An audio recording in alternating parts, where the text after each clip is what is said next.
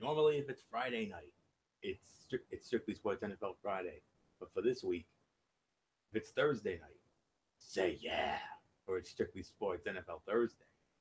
Hello, friends, and welcome to another edition of the special Thursday edition, I should say, of NFL Friday. It's Anthony Floyer here, alongside good old MF Michael Fletcher.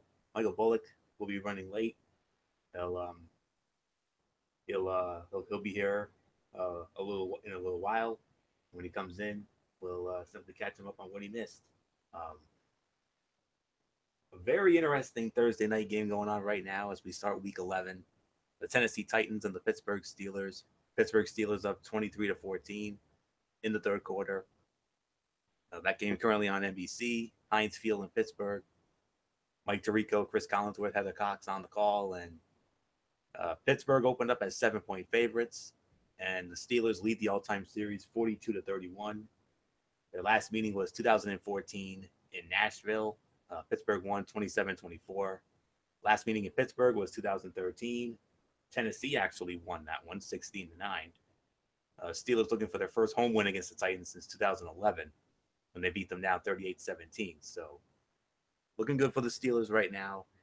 And the unique Skycam feature, which is a little tough to manage, but it's still awesome. It's still pretty cool, I guess. So, and as soon as any scoring updates, become available, um, MF will keep an eye on that because because of my setup, I have to keep an eye. I have to have my all my stuff that I use, all my schematics and whatnot. I got to have those up and ready and up and running on my end so I can make sure you get all the best information that you get. So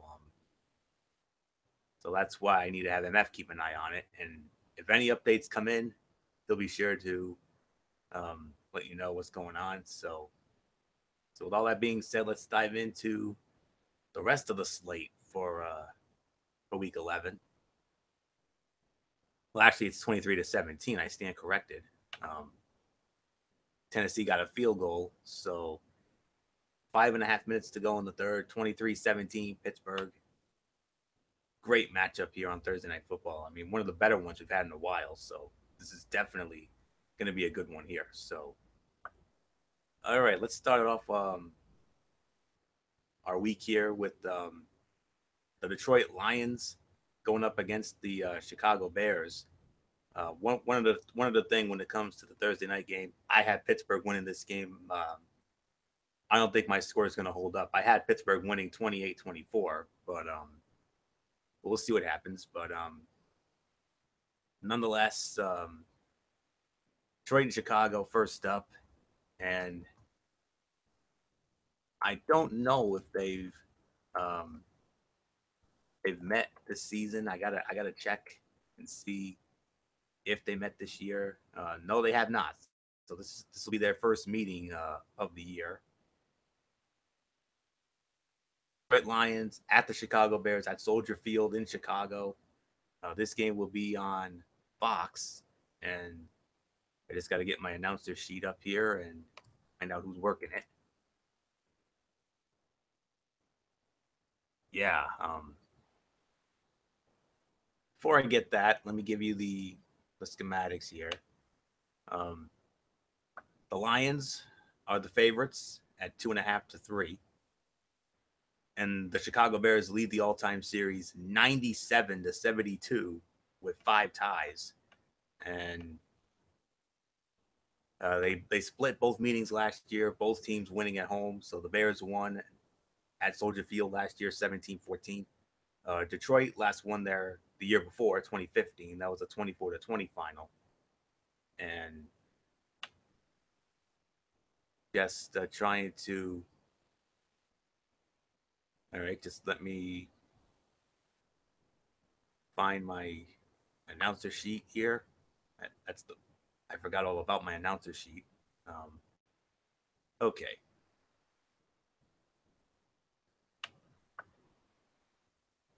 Working the game for Detroit and Chicago at Soldier Field on Fox. It'll be Tom Brenneman with Chris Spielman and Peter Schrager. And I pretty much given you all the schematics here. So I got to go with the Detroit Lions. They're looking to improve their playoff chances, win their third in a row. I mean, they're surging on offense as they enter Week 11. They've scored 68 points in the past 2 wins over Green Bay and Cleveland, and they're 6th in the NFL at 27 points a game. Try to end a 2-game losing streak after losing to New Orleans and Green Bay. The end zone has been elusive for the majority of the season. They've scored fewer than 20 points in 7 of 9 games this season. And Matthew Stafford, I'm expecting a big game I think he's due for a big game here. Even though in 14 career meetings against the Bears, he has 22 TDs and 7 interceptions. Marvin Jones leads the team with 5 receiving touchdowns, and Golden Tate. I'm expecting big games from them. And Amir Abdullah, I think will play well. And Trubisky had a career game last week, but came up just a little short against Green Bay. But nonetheless, though, Lions are 3-1 on the road. That's very good. So I think Chicago will keep it close, but I think ultimately Detroit wins. I say Detroit will win. My final score, I'm going to go 23-20, Detroit over Chicago. So nothing more to say. MF, come on in. Detroit Lions, Chicago Bears, first meeting of the season between these two legendary rivals. Can Detroit keep their winning ways going? I think they can. I think they can too. I think Detroit just has that look and that feel that gives you a really good sense that, with everything that's going on. I love what they've been bringing to the table lately. I love the scheme that they've brought. It's just how is Chicago going to try to match that up? And I think Chicago will give Detroit some fits. I don't think it's going to be a dominating performance, but I think they'll give them some fits in certain parts of the game. But at the end of the day, I'm with you, Anthony. I just feel like Detroit is the better team, and I got the Detroit Lions winning. So nothing more to say. Anthony, let's just move on.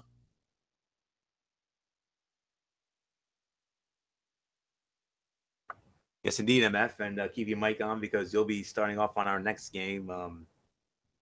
One of the Zonk games of the week. Actually, I could say this is the Zonk game of the week, especially on our side of the ball. The Jacksonville Jaguars scoring off against the Cleveland Browns at a new at First Energy Stadium in Cleveland, the Dog Pound. CBS will have it. Andrew Catalan and James Lofton on the call. Jacksonville, a 7.5 to 9 point favorite. Series history favors the Jacksonville Jaguars 11-5. Jacksonville's won the last 2 meetings in this series. Their first meeting in 3 years, 2014. Their last one, it was in Jacksonville. The Jags won 24-6. Last meeting in Cleveland was 2013. Jacksonville also won that 32-28. Browns looking to beat the Jags for the first time since 2011, and that was at home and overall, 14-10 the final there. So, MF, needless to say, Zonk game of the week, and Jacksonville needed to come back and beat the Chargers. And here's another team that I think can keep their winning ways going and stay tied with Tennessee. And who knows, if Tennessee loses and they win, Jacksonville takes over first in the South. Who would have thunk that? Yeah. And the fact of the matter is that Jacksonville is one of those pleasant surprise teams of the NFL this year. Last year I thought they were gonna have this breakout year, and I was wrong. Lo and behold, we weren't thinking much about Jacksonville this year, and now they just decide to have that year that I thought they were gonna have a year ago. It came 1 year too late for me. So, no, they've been unbelievable this season. I got to say it. Blake Bortles is not, he's done good. Not, he hasn't been amazing, but he's done enough. He hasn't killed the Jaguars at all. Defense, they've done pretty well. There's been some good players, some great talent on that team, and you're going up against a Cleveland Browns team that's just a complete and utter mess, man. I mean, I know we didn't have much hope or much excitement for them, but come on, 0-9, and there's been some games where they played tough, where they gave a couple of teams a few scares along the way, but they're just not intimidating. There's nothing intimidating about them. Offensively, nothing. Running game, unless you got like Duke Johnson, he's probably the only bright spot on the team, but that's just saying something. Other than that, I really got nothing else to say, Anthony. So for me, I'm impressed with what Jacksonville's been doing. I think they will go 7-3 and continue on their winning ways. Cleveland, it's been a rough year. You're going about to go 0-10. And, you know, I'm going to say right now, we might have our, there's always that one team we talk about possibly going 0-16. Well, maybe Cleveland's that team, guys. You know, they're the last hope, as Princess Leia would say to during that message in the New Hope. Help me, Obi-Wan Kenobi. You're my only hope. For all you 0-16 marks out there, Cleveland, only hope left. Nothing more to say. Jacksonville wins. Anthony, it's yours. It's Jacksonville, no doubt about it. 23-14 is going to be my final in favor of Jacksonville. Blake Bortles, I'm expecting a big game from him. Throw in some Leonard Fournette and the receiving core, and I think that defense will get to DeShone Kizer and frustrate him, So I'm not going to go into full detail on this. I mean, this is an easy one to call. Jacksonville should get the win here, 23-14. That's my final, like I said. So, all right, let's move on. Next up, we've got the Baltimore Ravens squaring off against the Green Bay Packers at Lambeau Field in Green Bay. This game will be on CBS. It'll be Kevin Harlan and Rich Gannon on the call. And the spread favors the Baltimore Ravens, but only by 1 to 2 points. Gee, I wonder why. And then from there, series history between Baltimore and Green Bay. Green Bay leads the all-time series 4-1. That's the all-time series history. Their last meeting was 2013 in Baltimore, and the Packers won 1917. Last meeting at Lambeau, got to go back to 2009. Green Bay also won that 27-14. The Ravens' only win against the Packers was back in 2005 when the Ravens put a 48-3 whooping on them in Baltimore. And so the Ravens 0-3 at Lambeau Field all time. But there's a great chance they could get that elusive win at Lambeau for the first time. I mean, the Ravens quarterback, Joe Flacco, former Super Bowl MVP, while the man behind center for Green Bay is a backup who will be making his 4th career start. And before I get into this, the Pittsburgh Steelers have scored a touchdown. Le'Veon Bell with a rushing touchdown just as the third quarter comes to an end. So the Steelers actually, Anthony, hold on. They just said that the previous play is under review. So yeah, we have to hold on. Not official yet. Looks like a touchdown. From what I saw, it looked like it was a touchdown. But they're going under the hood, or they brought out the Microsoft Surface for this. So we gotta wait. So not official yet, but as of now, 9-17, pending what the review is saying. So, but the previous play is under review. Okay, fair enough. I'm glad you caught that. So, anyways, getting back to Ravens Packers. Ravens quarterback, former Super Bowl MVP, while Brett Hundley will be making his 4th career start. Both teams will need more from their passers if they're going to make a run to the playoffs, and that starts on Sunday. So, Hundley coming off the best game as a pro, 2 clutch 4th quarter passes to Devontae Adams to help Green Bay to a 23-16 win over Chicago. He's going to face a huge test against the Raven defense that ranks 2nd in opponent passer rating, 2nd in opponent completion percentage, and 1st in interceptions. Baltimore's secondary, one of the best in the NFL, consisting of Jimmy Smith, Brandon Carr, and Marlon Humphrey. In the cornerback position, they've combined to help the Ravens rank 2nd in that opponent completion percentage. And Carr is tied for the team lead with 3 interceptions after signing in free agency. And stopping Davante Adams is going to be a focus for the Ravens. He caught a 19-yard back shoulder TD pass and reeled in a 42-yard reception on 3rd and long to help Green Bay snap that 3-game losing streak. Ravens have lost 3 of their last 4, but they're entering a soft second-half schedule. Over the final 7 weeks, Ravens are at Green Bay, host Houston and Detroit, tough one at Pittsburgh, and then Cleveland, and then home games against dud teams like Indianapolis and Cincinnati. And for Baltimore to make a run, they're going to need more out of Flacco. Of all qualifying quarterbacks, he's second to last in passer rating and last in yards per attempt. And he's only thrown 8 touchdown passes and versus 10 interceptions. So Green Bay will be without several starters. Of course, Aaron Rodgers, you know the story.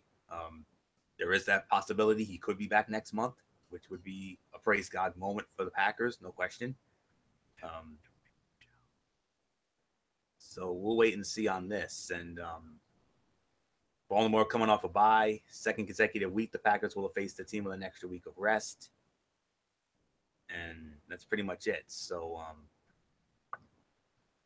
a bit of a tough one to call here. I mean, this one could really go either way, but if I'm going to be real honest, I'm going to go with the Baltimore Ravens to win this one. I say the Ravens will beat the Packers, get that first ever win at Lambeau. I'm going to go, okay, it is official. Okay. It is a touchdown now.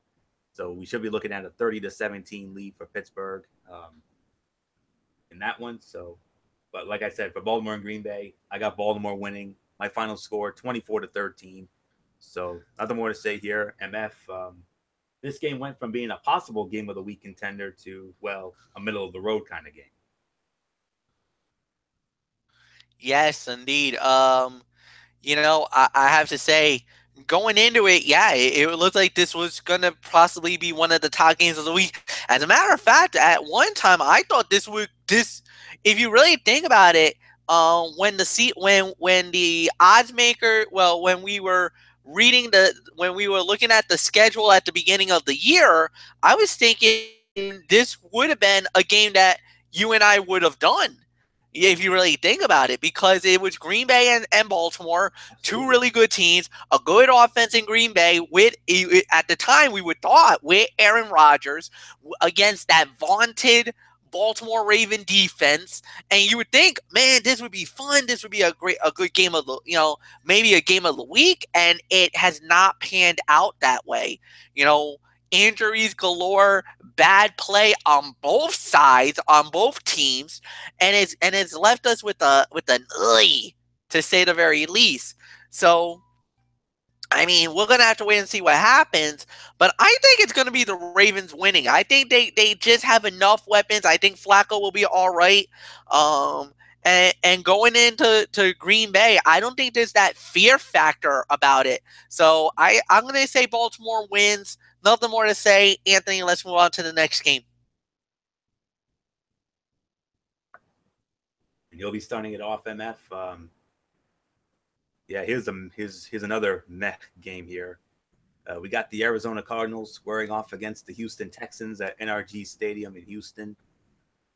Fox is going to have this one. Kenny Albert, Rondé Barber, and Christina Pink on the call. And I believe, and Houston a 1 to 1.5 point favorite against Arizona. And series history favors Arizona by a count of 2 to 1. Arizona's won the last 2 meetings. 2013 was their last one in Arizona. Arizona won 27-24. 2009 also in Arizona, and the Cardinals won 28-21. Houston's only win came in their very first meeting back in 2005. That was in Houston, and the Texans won 30-19. So I believe I've covered all the schematics here. So MF, Arizona, Houston. Bullock will catch you up in a minute. I want to get MF's thoughts on Arizona and Houston. So MF, Arizona and Houston, what do you think? This is gonna be a good matchup, no doubt about it. I honestly feel like Houston's gotten a little bit of a bad break with everything that's been going on. Arizona, you never know what they're gonna get. Decent running game.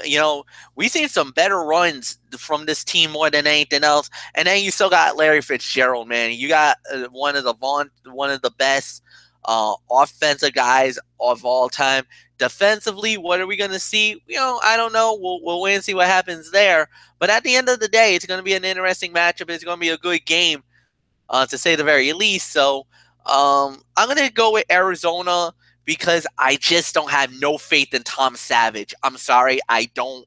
I really wish Deshaun Watson did not suffer that ACL injury. If he was still on the field, this would have been an open and shut case for me. Houston was so good when he was on the field. I'm telling you right now, had him, this team is a Super Bowl contender. Because of the fact that he's not there anymore, they become a dud enhancement team in my eyes. So give me Arizona to win. Michael Bullock, welcome to the show. Anthony, go ahead and catch him up. Well, he doesn't have much to catch up on. It's great to be here, guys, and here, so especially after a big night from what I've seen. What's that? When it comes to a certain NBA team. Oh yeah, no doubt about it. I know where you're coming from. But let's get into this now. Let's get myself catch up on some of these games. Yeah. First up, Detroit Lions and Chicago Bears. Oh, that's easy. Got the Detroit Lions winning this one. Okay, I think we have another easy choice for you. Jacksonville Jaguars, Cleveland Browns. Huh. You call that easy, Florio? I call it super easy. Jacksonville. Who else? Baltimore Ravens against the Green Bay Packers. Now we got a tough one for you. Yeah, that is definitely a tough one. I mean, Brett Hundley, he looked really good in that win for the Green Bay Packers. But the thing is, I need to see more from him. So to me, until I see otherwise from Green Bay, I have to go with the Baltimore Ravens.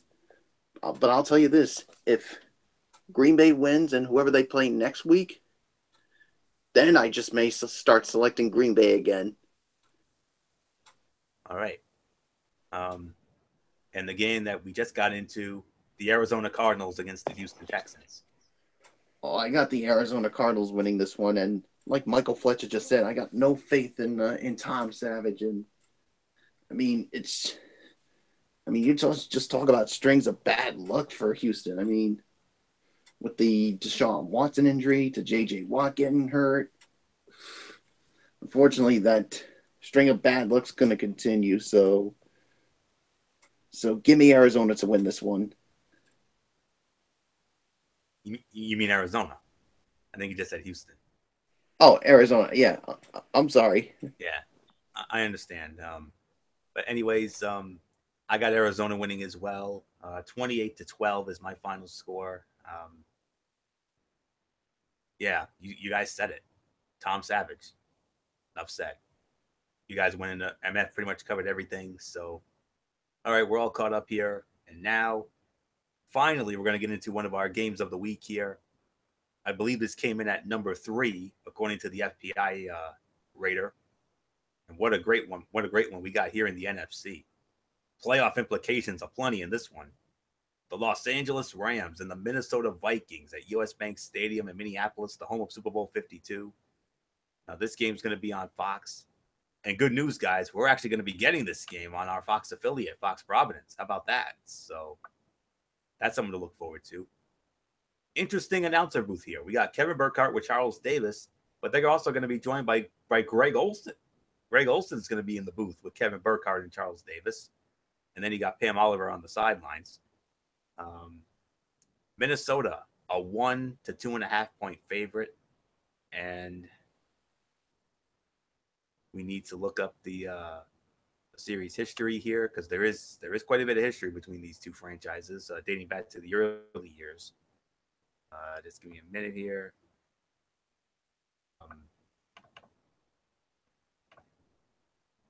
It favors the Minnesota Vikings, 21-14, with two ties. The two ties came in 1962, 24 all in Minnesota. In 1976, also in Minnesota, 10 all. 21-14 with two ties in favor of Minnesota regular season wise. Remember, that's how we go. That's how we do it here. Minnesota's won the last 4 meetings in a row with the Rams. Their last meeting was 2015 in Minnesota. Vikings won 21-18 in overtime. The Rams have not beaten the Vikings in Minnesota since 2006, and overall, 41-21 was the final there. And like I said, this game came in, I believe, at number 3 on our Game Raider list. Yes, it did. So, Michael Bullock, you get to lead off on the number 3 game of the week. Great matchup in the NFC. Rams and Vikings in Minnesota. Playoff, definitely playoff seeding implication. Plenty here in this one because they're both right near the top of that conference. Yeah, a lot at stake in this match. I mean, like you said, playoff seedings could definitely be a huge factor come playoff time for these two teams. I mean, one of these teams is going to go to 8-2 on the season. The other is going to fall to 7-3. I mean, going into the season, neither one of us expected much from both of these teams. I mean, what would you guys have said going into the season that this would be a big time matchup between these two teams? I mean, would you have called me crazy? Absolutely.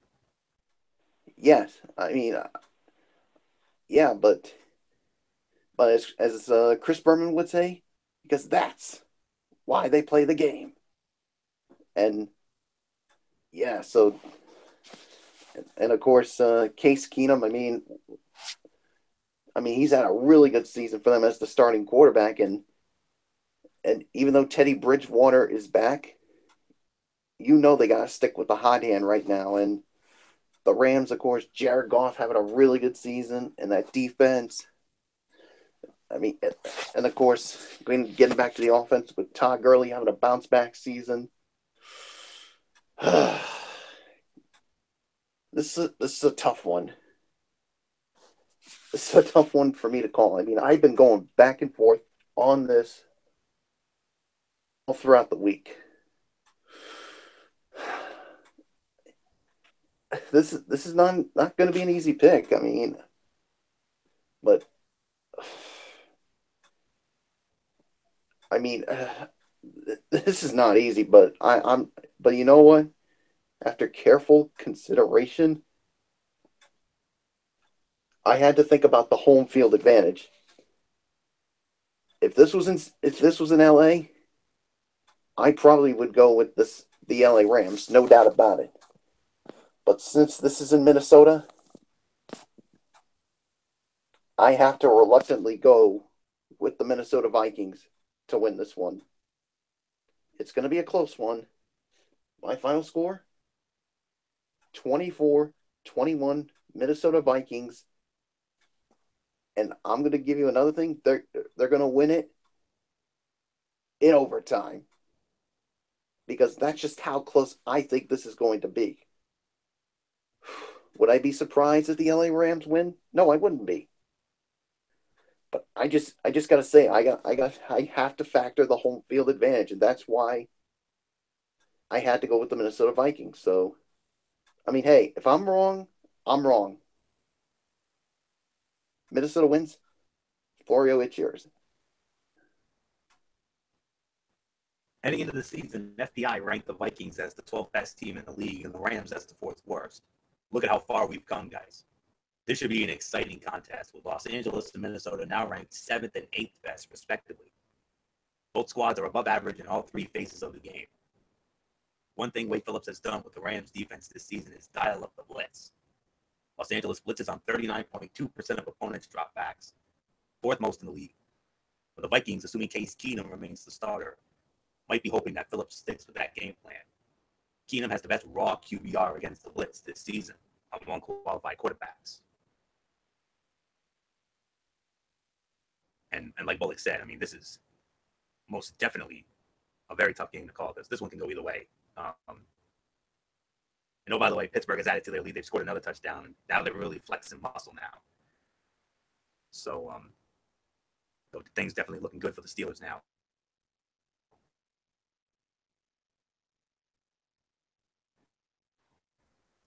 It is tough, but at the end of the day, I'm gonna agree with you, Mike Bullock.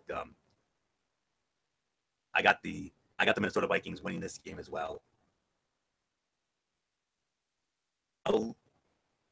You're right in the ballpark as far as score goes, but I'm going to go just a smidge higher. Vikings will win. My final score, I'm going to go 27-21 in favor of the Minnesota Vikings in what I believe in my heart of hearts will be one hell of a matchup. And going into the season, this is a game that honestly we thought we weren't going to get too craps about. We thought this could have been a dud enhancement game, but oh boy. From a possible dud enhancement game to the number 3 game of the week. That's amazing. So 27-21, Minnesota wins. Really nothing more to say on this. MF, huge game in the NFC. Major playoff implications in this one. And not only that, but if we're so lucky we're getting this game on Fox. I mean, for us to get this game on Fox, we literally hit the lottery on this one. Thank you, football gods, for smiling down on us on this one. We can't wait for this game. This is going to be a fun matchup. Like you said, 2 really good teams. Jared Goff, what a season this guy's been having. Maybe even some talk about an MVP this year for Jared Goff. I know it's a little bit of a far-fetch, but I mean, what he's done absolutely considers MVP consideration. Of course, you got Todd Gurley. He's been amazing as well. The defense has been unbelievable up to this point. And I'm going to say, guys, what Sean McVay has done with this Los Angeles Rams team is so good that I have to consider him right now one of the front runners for Coach of the Year. That's unbelievable for even myself to say, but they've done an unbelievable job. And with the Minnesota Vikings, same thing. Of course, quarterback-wise, not the best situation. It looks like maybe Teddy Bridgewater starts on Sunday. I don't know. I know they've had Case Keenum. Sam Bradford's been dealing with some injuries lately, so we don't know what he's going to look like. Running game done all right. I mean, Stephon Diggs and the receiving corps has really stepped up, but it's been the defense. The defense has led the way the whole way through up to this point, and that's my feeling is the defense has brought them to the dance at this point. So this is going to be a really fun matchup, really tight, really close. But I'm with you guys. I'm going to go with the Minnesota Vikings 24-21 to knock off the LA Rams and what could definitely be a possible 5-star classic. Not Shakespearean drama level, but it could be a 5-star level fight. So definitely nothing more to say. Anthony, let's move on to the next matchup. We got another good one in the NFC over on Fox. The Washington Redskins squaring off against the New Orleans Saints at the Mercedes-Benz Superdome in New Orleans. Fox will have it, and the A-team's working this game. Joe Buck, Troy Aikman, Aaron Andrews, they'll be in the Superdome for this one. The Saints, 7.5 to 9-point favorites. And the series history, it does favor the Washington Redskins, 17-8.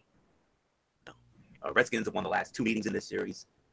2015, they last met in Washington. Redskins pounded the Saints 47-14. Last meeting in New Orleans was opening day 2012, and the Redskins stole one 40-32 in a wild one. Saints have not beaten. Man, Saints have not beaten the Redskins at home. You got to go all the way back to 1992. 20-3 was the final. The Redskins have won the last 4 meetings in New Orleans. So Redskins have kind of made themselves at home in the Superdome. But I think that ends here. I'm going to be real honest with you. And I believe, I'm pretty sure this game made our top 5 list. I believe I saw this game in the list. I think it was either 4 or 5, if I remember correctly. So it was either 4 or 5. I know this game made the list. I just want to be sure where it was. It's number 5. Okay, number 5. Number 5 game of the week. After allowing a total QBR of more than 95 in their first 2 games, the Saints defense has rebounded to allow only 1 better than average game during a 7-game winning streak. That sounds great, but they haven't exactly faced the who's who of quarterbacks. Of the 7 opposing starters faced, none ranks higher than 13th, Matthew Stafford, in total QBR. Kirk Cousins should pose a much more difficult test for New Orleans. Cousins ranks 7th in the league in total QBR. The Redskins rank 9th in offensive efficiency. Cousins has faced the Saints once before in his career, leading Washington to a 47-14 win week 10 of 2015. He went for 324 yards and 4 touchdowns in that game.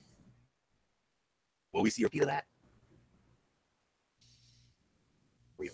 I think the Saints defense is for real. Drew Brees, of course, he's for real. That 2-headed monster at running back, Mark Ingram and Alvin Kamara, and a very good receiving core. There's really nothing left for me to say on this. I got the New Orleans Saints winning here. I have no question about this in my mind. Ask me as a Bills fan, and I'll tell you firsthand how damn good this team is. Oh, boy. You want to talk about the U putting Notre Dame under siege? The New Orleans Saints put the Buffalo Bills under siege in Buffalo last Sunday. And coming home against the Redskins, I think the Redskins will give them some fits early. But I think ultimately the Saints will pull away and the Saints will find a way to win it. So I'm going with the New Orleans Saints to win this. My final score, 31-21, New Orleans over Washington. Should be a good one in the Dome. And that's number 5 game of the week. Saints hosting the Redskins. How about it? I just don't see how New Orleans does not lose this game. They've been so red hot. They finally figured out what to do. They're going back to the old of the New Orleans Saints, that Saints, the Saints that they were playing way back when they were playing all the way winning, when they were 44 all those years ago. A nice running game. You got a monster Ingram and with Alvin Kamara. They've been really good. Drew Brees is just looking like he's found the fountain of youth, man. He's the Brees of old. He's been amazing, to say the very least. And one thing that was always ability for was the defense. The defense was the liability, but they're looking like they're doing everything good and the whole 9 yards. There's really nothing more to say about that. I really got nothing more to say about that. So give me New Orleans to win. All right, Mike Bullock, it's all yours, my friend. Yeah, I mean, I'll tell you what. Nobody knew what to expect from this New Orleans Saints team going into the season.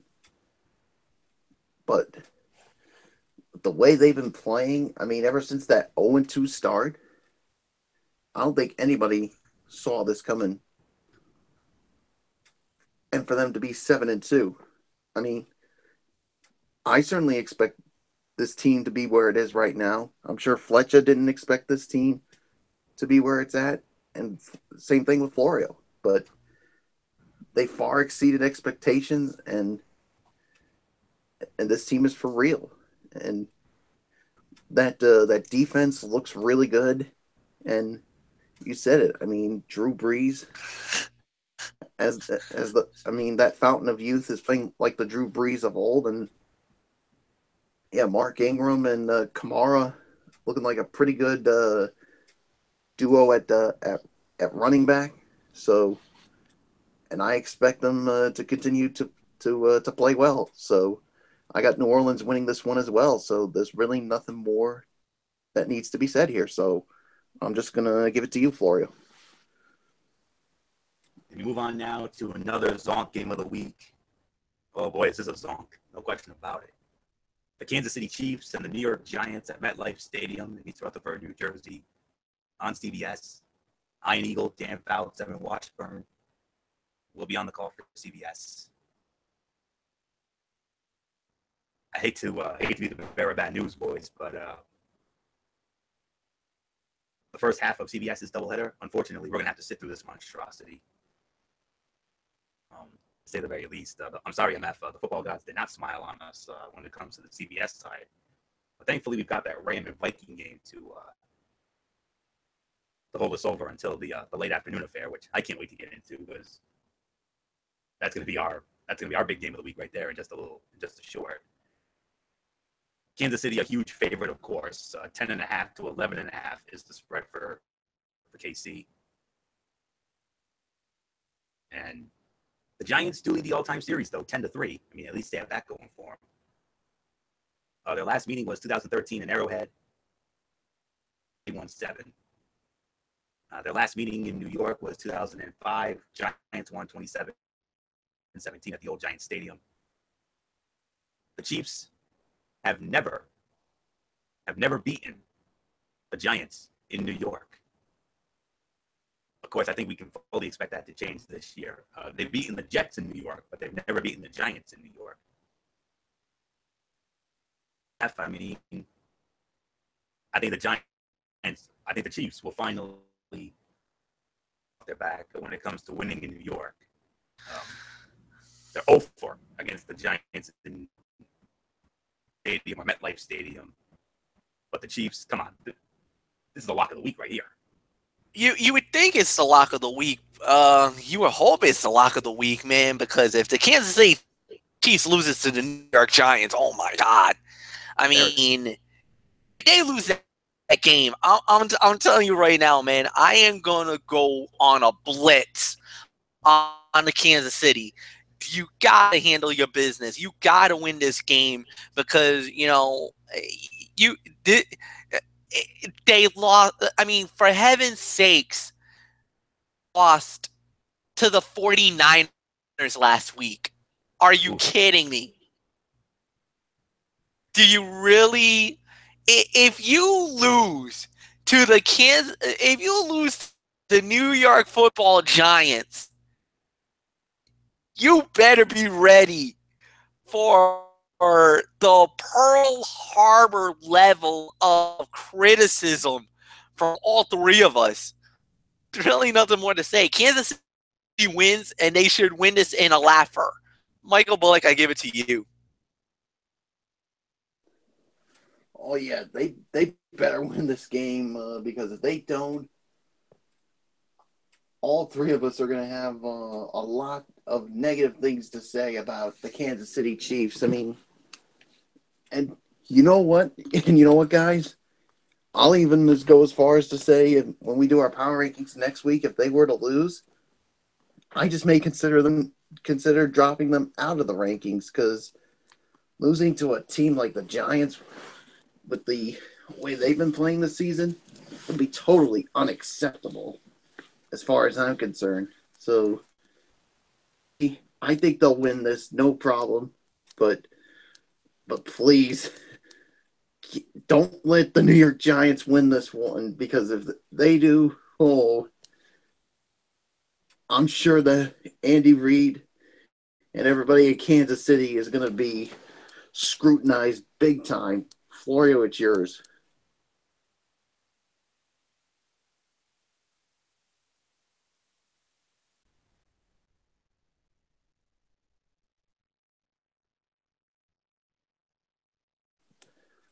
Florio.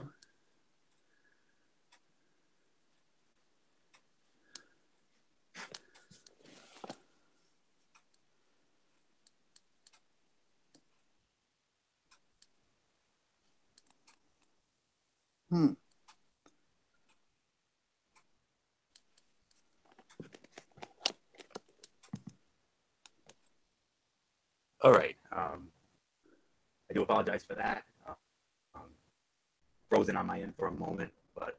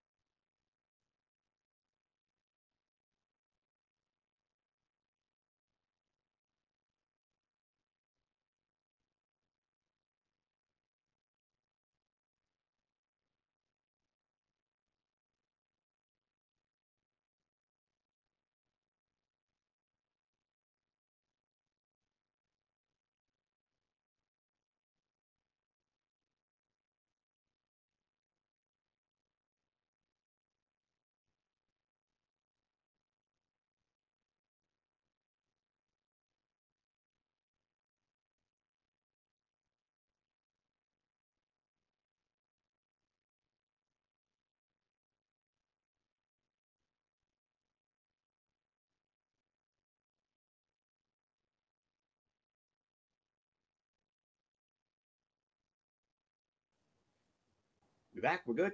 All right. We are back. I sincerely apologize for the technical difficulties. Um, it just froze. It just crashed. So we're back in. As I was saying before, I had the New York Giants getting routed by the Kansas City Chiefs. 41-10 is my final score. I mean, there's really nothing much to say more. So without any further ado, guys, let's get back into the action. And now, next up, this game was not supposed to be on the schedule originally, but because this was supposed to be the bye week for these two teams, but nonetheless, we're going to get it anywho. The Tampa Bay Buccaneers and the Miami Dolphins, and that's going to round out our 1:00 games here. So this game's on Fox, and we got the legendary Dick Stockton with Mark Schlereth and Shannon Spake. They will be on the call for the Bucs and the Dolphins at Hard Rock Stadium in Miami. And the spread favors, I believe. Actually, this is a pick'em game, guys. We got a pick'em here. Tampa Bay and Miami. This is a pick'em. Michael Bullock, let's start it off with you. Tampa Bay and Miami, pick'em game. I'll get to the rest of my schematics. I just need to get everything set up again after my little crash here. So, Bullock, it's all yours. Yeah.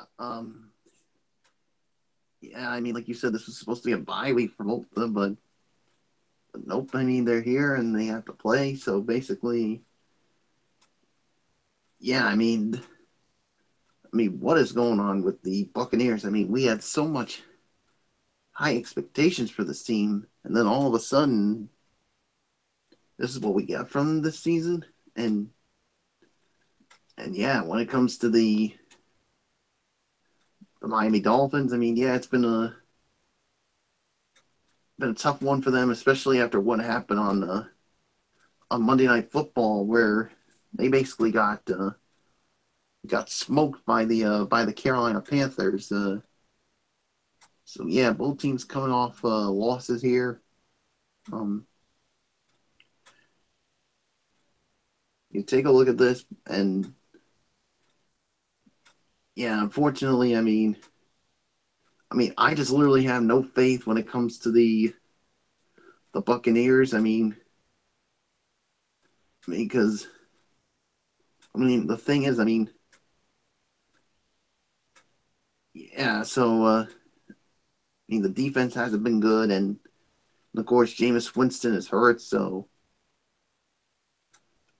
I basically have to go with the Miami Dolphins to win this one. I mean, I got zero faith in this Tampa Bay Buccaneers team. So yeah, so there's really nothing more for me to say. So I'm just gonna give it to you, Florio. I got Miami winning this one.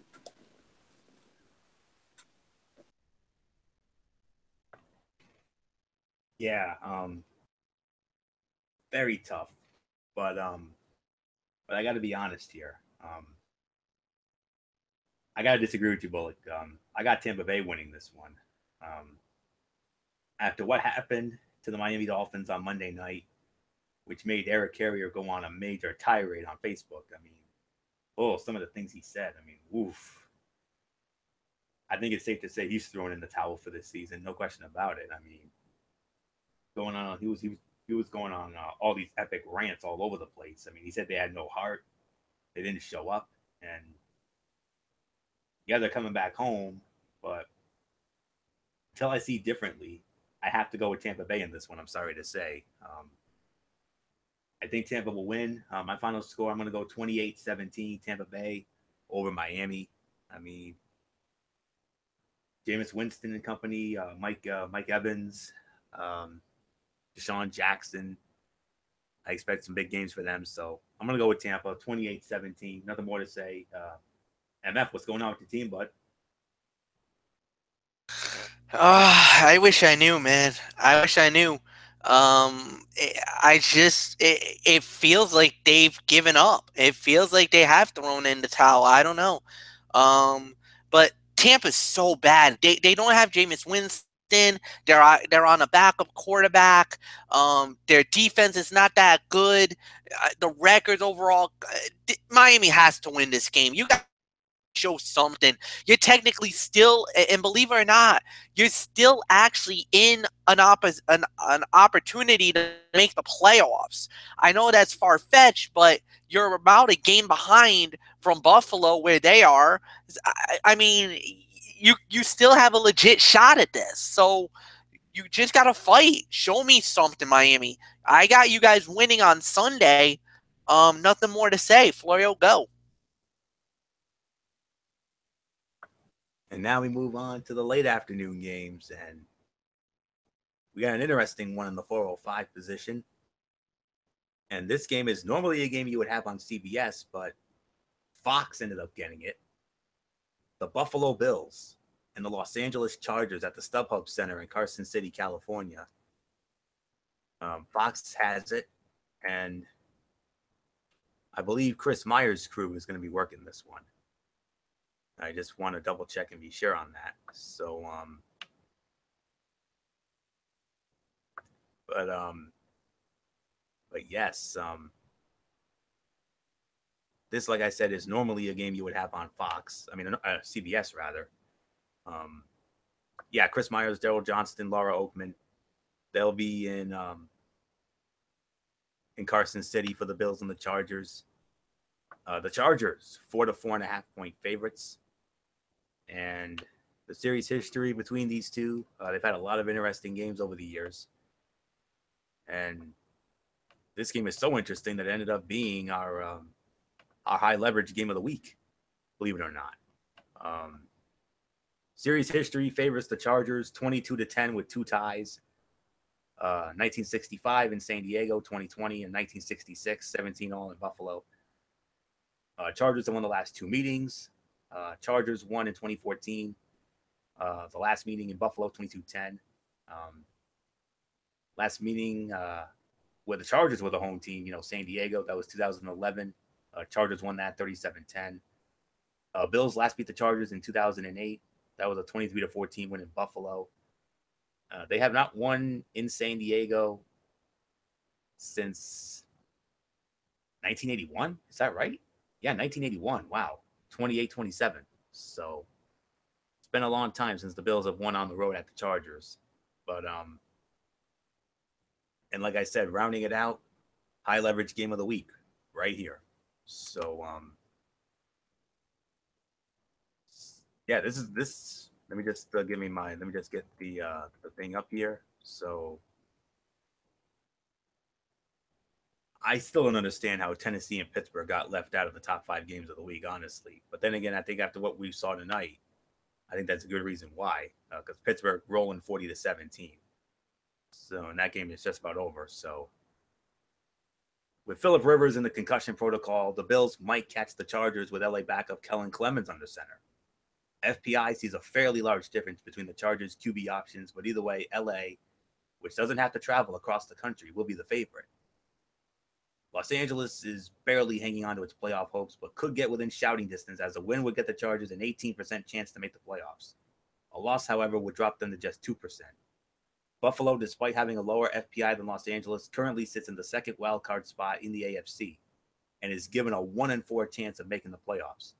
A win on the West Coast would be a boon to the Bills' odds, bumping them up to 48%. A loss won't spell certain doom, but would make things much more difficult at just an 18% chance.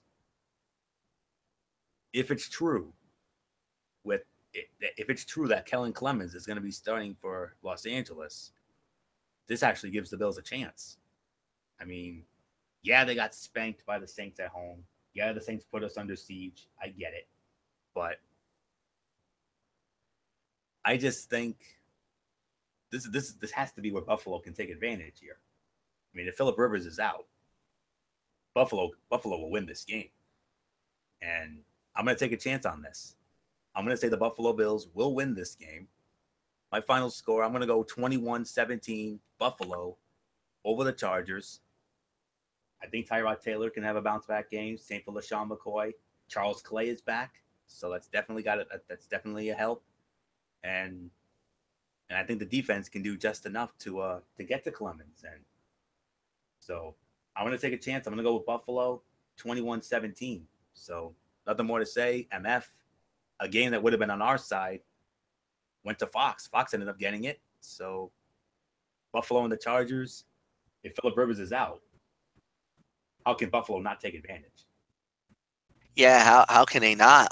This is going to be a very interesting matchup without a doubt. Look, I'm just going to say it right now. Buffalo really needs this more than I think the Chargers do. I'm going to be real honest with you, because if they lose this game, if they fall to 5-5, it depends on what the Ravens, the Dolphins, and because right now, if they fall to 5-5, you actually open the door for those three teams to actually sneak into that sixth and final wild card spot. So this is a very, very, very crucial game for Buffalo. And yes, with Phillip Rivers protocol, if he does not go, that's huge. That is massively huge, and that will actually help Buffalo immensely. And I think that'll give them enough to get over the hump. And I actually do have Buffalo winning that game as well, Anthony. So give me the Bills to win. Nothing more to say. Mike Bullock, I give it to you. Yeah, this is one that the Buffalo Bills have to win. I mean, especially after the way they got blown out by the New Orleans Saints. So this is a game they really need to win here. And yeah, I mean if Buffalo loses this game, I mean chances of them making the playoffs, could go from slim to none. So we're just gonna have to wait and see how it all plays out. So yeah, so there's really nothing more to say. So I got Buffalo winning this. So Florio, it is yours. All right, 425 games. We got a couple of them on CBS. We got the Cincinnati Bengals squaring off against the Denver Broncos at Sports Authority Field in Mile High in Denver. CBS will have it. It'll be Greg Gumbel with Trent Green and Jamie Erdahl. The Broncos, 2.5-point favorites against the Bengals. And series history favors the Denver Broncos and then some, 21-9 in favor of Denver. Matter of fact, the Broncos have won 2 in a row. I thought I saw a longer streak, but it's the last 2 meetings. This will be the 4th consecutive year that they're meeting. Their last meeting was last year in Cincinnati. Broncos won 29-17. Last meeting in Denver, 2015. Broncos won 2017 in overtime. Bengals last beat the Broncos in 2014 on a Monday night in Cincinnati, 37-28. The Bengals, I don't know if the Bengals have ever won in Denver before. I'm going to have to look into this. Just bear with me for a minute. I don't think they have. But if they have, it's been a long, long time since they have. 1975. Yes, I believe that is correct. That's 1975. The last time the Cincinnati Bengals left Denver with a win. 17-16 was the final score on that day in 75. So, MF, I believe we started off with you here. You talk about the Ravens and the Packers, earlier in the show. We talked about how Baltimore and Green Bay could have been one of our games when this whole thing started. Here's another game that could have been one of our games, but not this time.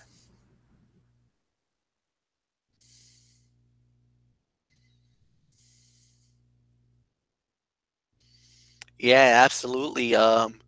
When you start thinking about what Denver was doing at the very beginning of the season, you're thinking, my goodness, Denver,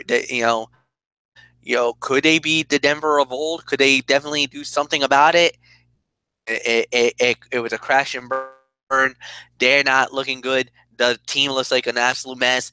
And speaking about a team in absolute mess and disarray, let's talk about the Cincinnati Bengals. Again, falling flat on their faces. There's nothing more for me to say. I think Denver will bounce back. They did take one on the chin last week against the New England Patriots. Oh, by the way, we'll talk about the Patriots momentarily. But yeah, I got Denver winning this game. Michael Bullock, I'll give it to you.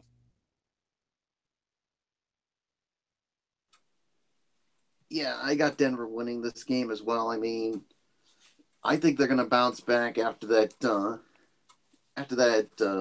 blowout loss to the New England Patriots on Sunday night. I mean, let's face it, with Cincinnati, I mean, they just don't look good. So yeah, there's really nothing more to say. So give me Denver to win this.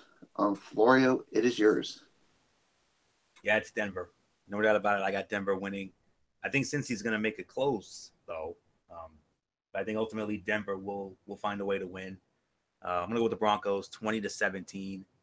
I mean, we pretty much touched on everything, so I don't want to waste too much more time on this because it's coming up. The next 3 games are all huge games and all in our top 5 in our FPI list. And we're going to start it off with the game that came in at number 2 overall, but number 1 when it comes to the AFC side of the ledger, which of course makes it the Anthony Florio Michael Fletcher game of the week. We're going to have some fun here. But before I get into that, I just want to report it is official. The Pittsburgh Steelers have defeated the Tennessee Titans. It is a final, 40-17, Pittsburgh, all over Tennessee.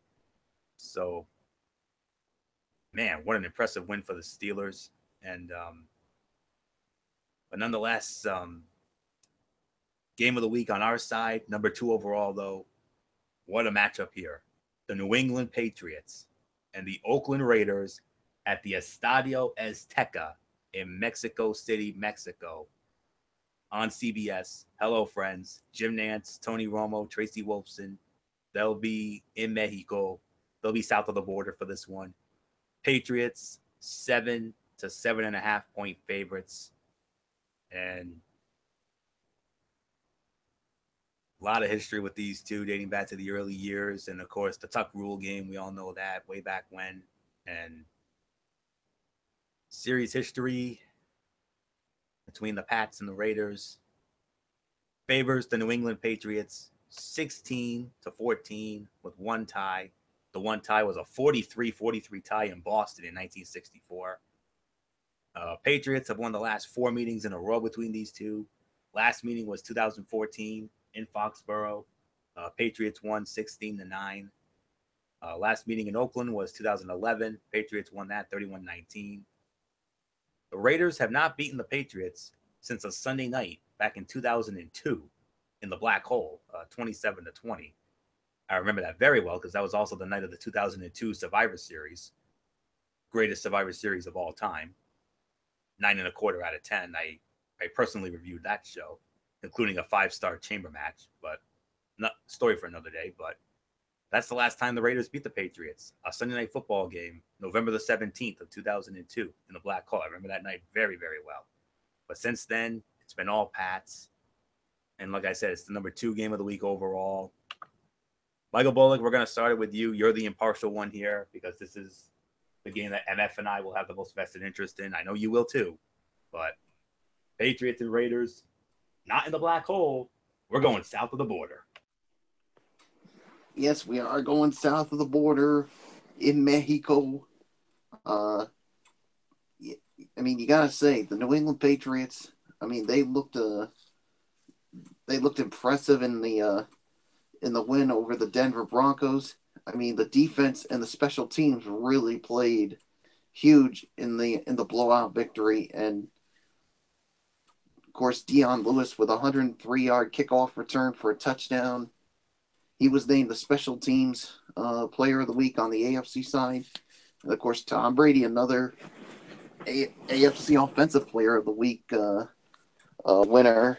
So, yeah, the defense just continues to get better and better every time. So, you know Belichick's going to make sure things continue to trend upward for the defense and not downward.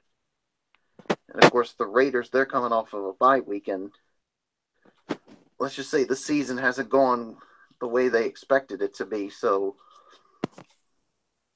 I think this should be a really good game. I think Oakland's going to hang around.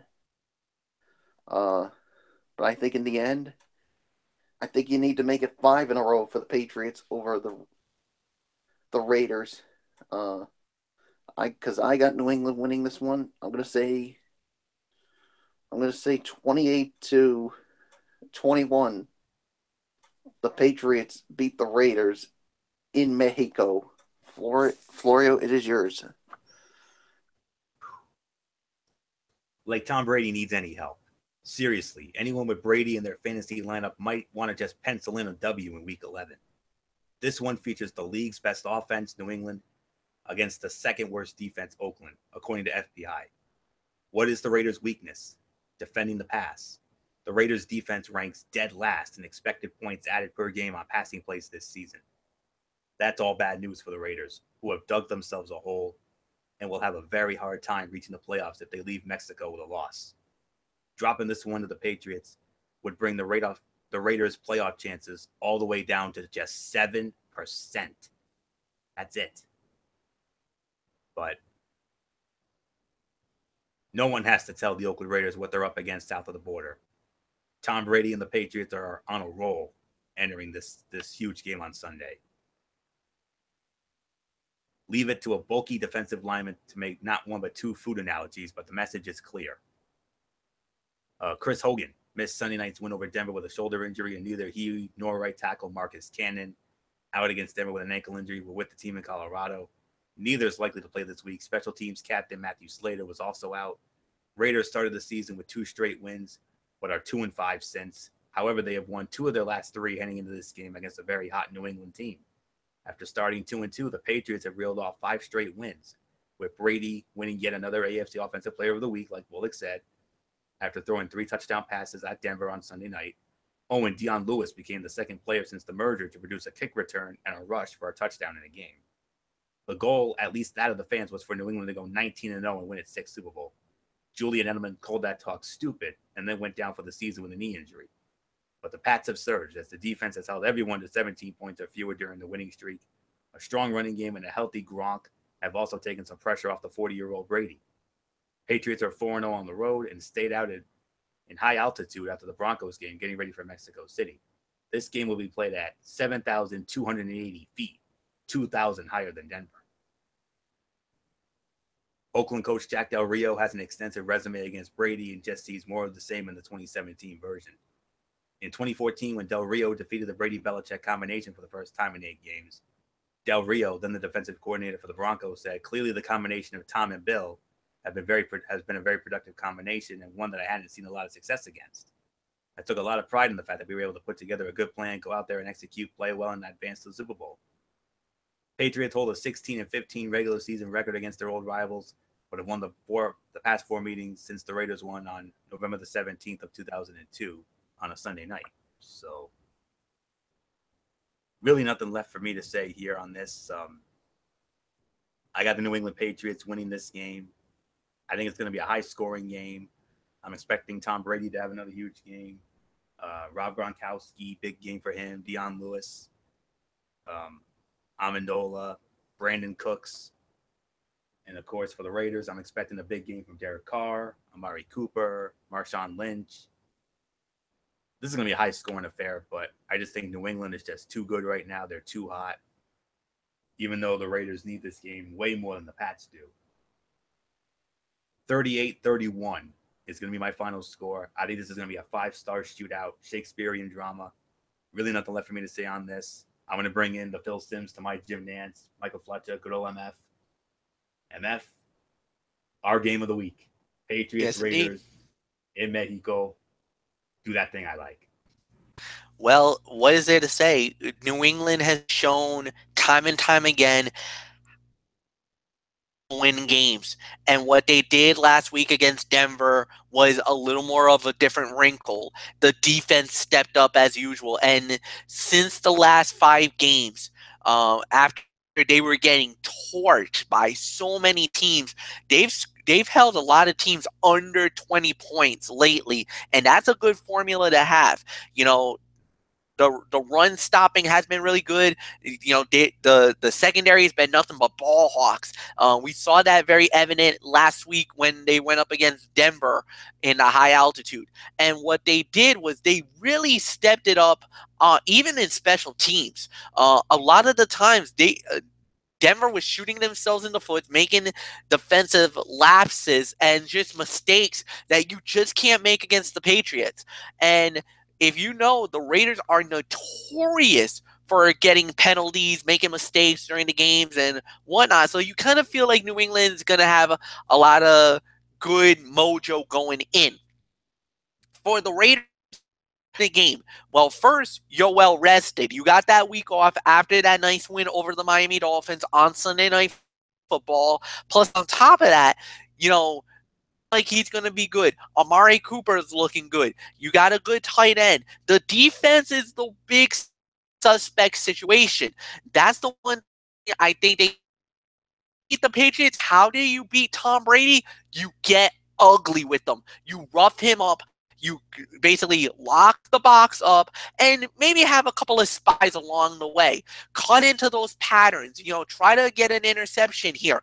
Try to take the Patriots off the game. Then, when you do get the ball, Marshawn Lynch, let him go beast mode. Feed the football to him because I think the Patriots' run game is not as good as they still are. I don't think nobody really challenges them because of the fact that, you know, that run attack, that's the one thing I think that they need to challenge. When you challenge the run on New England, sometimes they kind of get a little iffy about it. Get the pressure on them, put them on ice early, and definitely get them on the track. Wear them down. Wear that defense down. That's how the Raiders needs to do to win the game. Then, you know, do a couple of dinks and dunks like that you can do, but sometimes there's that one play. Go for the home run ball. You got Amari Cooper. That's why you got him. You got Michael Crabtree. That's why you got him, for those home run threats. Really make Malcolm Butler, Patrick Chung, and all them guys think for a minute. Because if you do that, and that's the one thing you also got to remember, how did Kansas City whoop on New England? Bombs. Dropping it down the field, just let it rip. Carr, if you do that, walking out of Mexico with an upset victory, and you will have Patriot Nation flipping out and almost in fear mode, saying, oh God, where do we go now? Because Pittsburgh just won tonight. If New England, if you want to keep the number one seed, if you want all the roads to lead to Foxborough, you must win out. You cannot lose this game.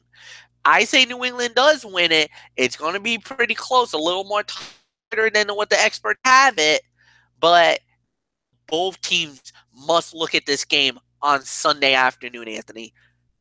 It's all yours. You got New England, right? Yes, I got New England. Okay, just wanted to be sure on that. So, all right, now let's move on to, well, we went from the number 2 game of the week to the game of the week, according to the FPI. Sunday Night Football, NFC East implications aplenty here. The Philadelphia Eagles and the Dallas Cowboys. Cowboys Stadium, Arlington, Texas. Al Michaels, Chris Collinsworth, Michelle Tafoya, they'll be there. And the spread, of course, favors Philadelphia. 4-5 is the spread for Philly. And Dallas leads the all-time series 62-50. Their first meeting this year. Both teams split last year. Both teams won at home. So Dallas beat the Cowboys last year. Cowboys beat Philadelphia last year, 29-23 in overtime. The last Philly win was the year before, 2015, also in overtime. Philly won that one 33-27. So this one, of course, like I said, the game of the week. Turns out Tyron Smith is very, very important. In weeks 1 through 9, the Cowboys allowed their quarterback to be pressured on 19.9% of non-blitz dropbacks, 13th in the league. That number probably sells the offensive line a little bit short because Dak Prescott, being mobile, tends to hold the ball a little longer than average. Still, 19.9% isn't bad. But last week with Smith out against the Falcons, that number rose to 37.8%. Facing pressure when the defense has a full set of defenders in coverage is a quarterback's worst nightmare, and Prescott was not his usual self in that contest. Smith's status is up in the air for this critical divisional bout, and clearly that is an important factor here. I got to go with the Philadelphia Eagles. I mean, they are the hottest team right now in the league. They want to avenge that overtime loss that they suffered last year. And, of course, it gets worse for Dallas. I mean, no Ezekiel Elliott. They also lost their best defensive player, Sean Lee. He's out. And, I mean, how can Philadelphia not win this one? So I'm going to go with the Philadelphia Eagles to win. And because of that, and because of the Elliott injury and everything else, I think it's going to be a little more lopsided than the experts think. So I think the Philadelphia Eagles will win it. My final score, I'm going to go 34-20. Philadelphia. Fly, Eagles, fly. Nothing more to say on that. FPI game of the week. Philly and Dallas. Dallas, they are in so much trouble. No Zeke, no Sean Lee. How can they beat Philadelphia without them? Yeah, I know. It's not an easy game, man. Elliott thing, you saw the effect that has happened on Sunday with Atlanta. They got shredded big time. When you make the team one-dimensional, when you take that threat away, there's no recovery from it. And now you're going up against the purposes. The best team in the National Football League right now, in the NFC, and in many people's eyes, maybe to go to Super Bowl 52 right now, the Philadelphia Eagles. What is there to say? Performance, unbelievable season. I'm with you, Anthony. I got Philly winning this game as well. Nothing more to say. Michael Bullock, it's yours.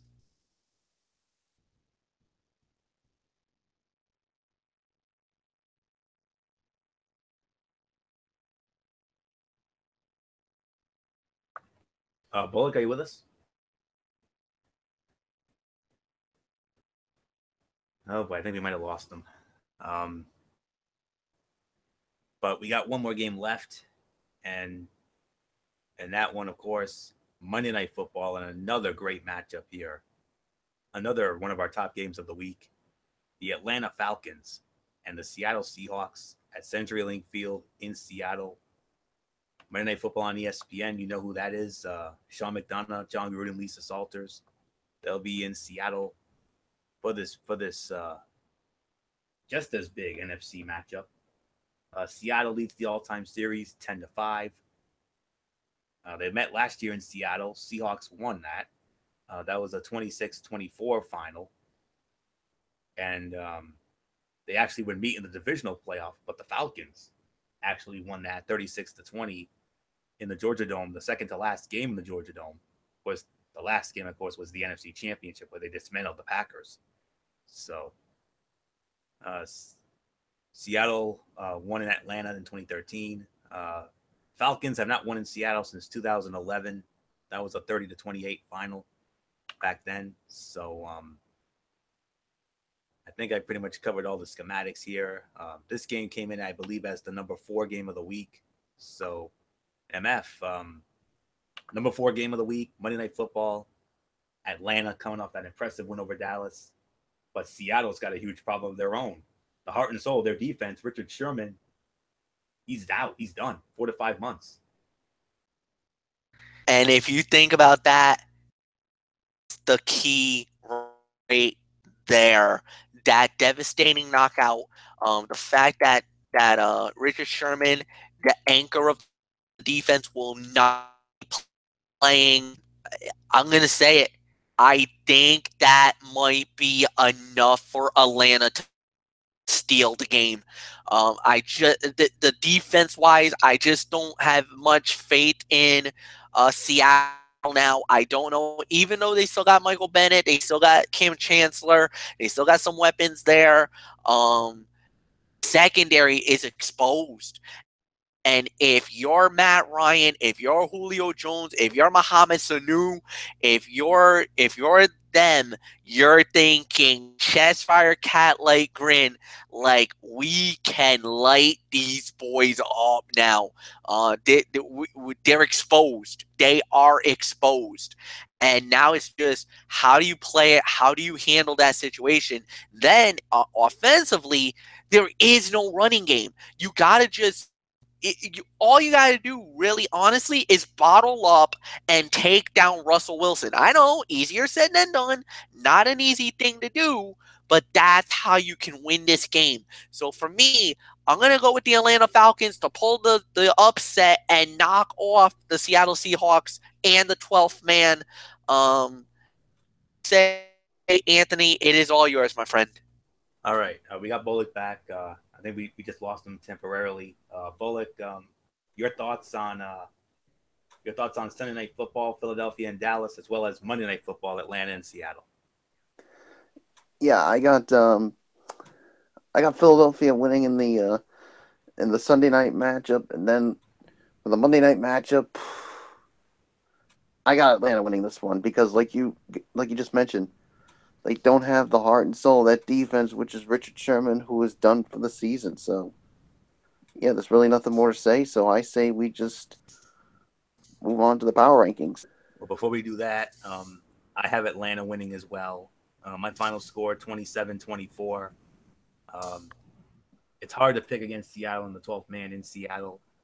But nonetheless, you guys pretty much made the points for me. So really nothing more to say on that. So 27-24, that is the final in favor of the Atlanta Falcons. So with that being said, let's move on now to the power rankings.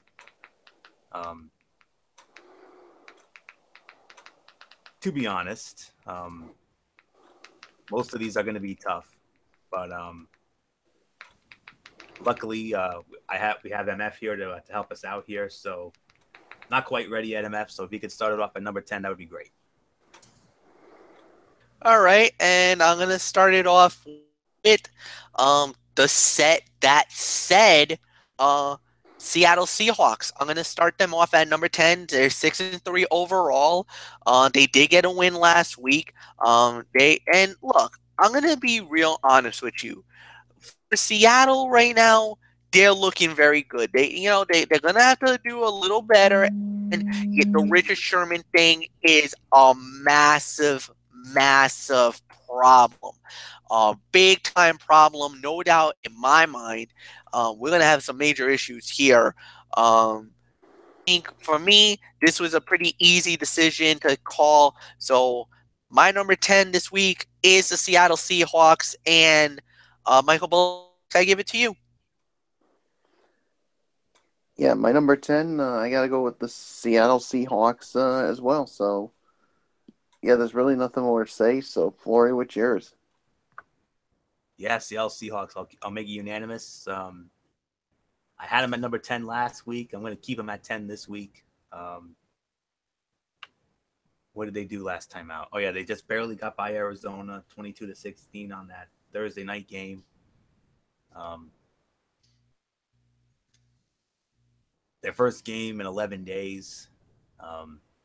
Yeah, they had a short week the week before, so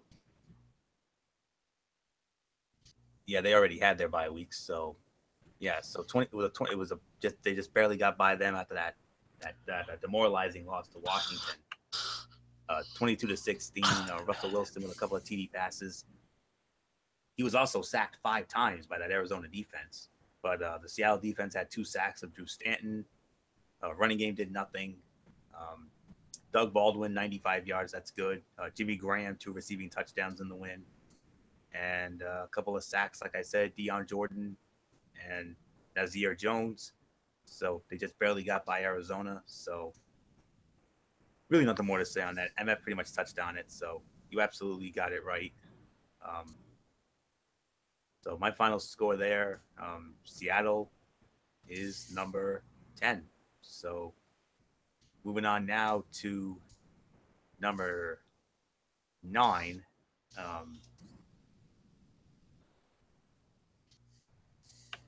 Well, I believe I do have one dud team this week, and yes, it was the Washington Redskins. I had them as my number 9 last week. Actually, I had them at 8 last week, but they're out. Number 9, I believe this is where I have. Yeah, it's the Atlanta Falcons. The Atlanta Falcons come in at number 9. They're back in the power rankings. It was really between them and Detroit, but Detroit's won 2 in a row. I got to go with the hot streak here. But Atlanta, you want to talk about a must-win? They absolutely took it to the Dallas Cowboys, 27-7 at Mercedes-Benz Stadium. 8 sacks of the defense. Dak Prescott sacked 8 times. Adrian Claiborne had 6 of them.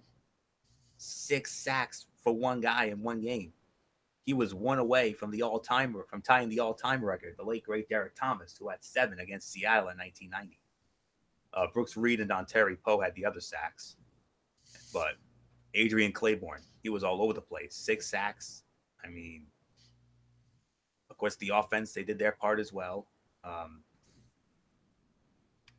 Matt Ryan, 2 touchdown passes. Tevin Coleman, a rushing touchdown, 83 yards. And Austin Hooper and Justin Hardy had receiving touchdowns. But the reason for Atlanta, of course, the defense, and especially Adrian Claiborne. Man, 6 sacks. Unbelievable. They probably should be higher, honestly, but because it was their first win in a while, considering that Detroit's now won 2 in a row, I got to give them the edge. So it was a smidge. It was a tough, but Atlanta Falcons, number 9. If it's a disagreement, so what? MF, how about it? Nah, no disagreement. I'll give you Atlanta. I'll give the Atlanta Falcons here. I was actually leaning to give the spot to the Carolina Panthers, though, but I will openly admit that. But I'll give you that, Florio. You got this one right. If anything, I actually would make Atlanta number 10, though, and I would give Seattle the number 9 spot. So that's what I'm gonna do. I'm actually gonna flip it here. I'll say Atlanta deserves to be in the power rankings. You're absolutely right. However, I'm gonna give Atlanta number 10, and I'm gonna give Seattle my number 9 spot. So just to be fair, Atlanta 10, Seattle 9. So, Michael Bullock, I'll give it to you. Respectfully disagree with you, but that's okay. Okay. Bullock? Yeah, I'm going to go with the Atlanta Falcons as my number 9 as well. So, yeah, there's really nothing more to say. I mean, you pretty much touched on it. So let's just move on to number 8. Number 8. Now, this is tough because now I'm looking at either Carolina at the other team, which is going to be the Jacksonville Jaguars. Those 2 teams are right now neck and neck. You know what? I'm going to give it to Carolina. I'm giving it to Carolina just for this week and this week only. They're going to go way up next week in the power rankings after the obliteration they did of the Miami Dolphins. I'm not even going to because I'd probably be spitting mad and throwing fire all over the gosh darn place. I don't want to do it. So for me, yes, no arguments here. Carolina is my number 8. Michael Bullock, I give it to you. Yeah, this is where I have Carolina as my number 8 as well. So, yeah, I mean, a dominant performance over the Miami Dolphins. So, yeah, you pretty much touched on everything. So, Carolina's number 8. Flory, what's yours? Respectfully disagree. I got Carolina just a smidgen higher, if I'm going to be real honest. This is where I have the Detroit Lions. 2 in a row, back over 500, 5-4. They beat the Cleveland Browns, for goodness sakes. Come on. Carolina's win was a little more impactful, if I'm going to be real honest. And 38-24 for the Lions over the Browns. Defense, 4 combined sacks of DeShone Kizer and Cody Kessler. Also had an interception. Stafford, 3 TD passes, even though he was picked and sacked 4 times. Abdullah had a rushing touchdown in the win, and Golden Tate, 97 yards and a touchdown. Ebron had a touchdown. Riddick and a couple of old Notre Dame guys there. Tavon Wilson with a sack. Cornelius Washington with 2. And the other 2, Anthony Zettel and Darius Slay had the interceptions. So Detroit Lions are my number 8. With all due respect, guys. So that was a good win for them. Number 7.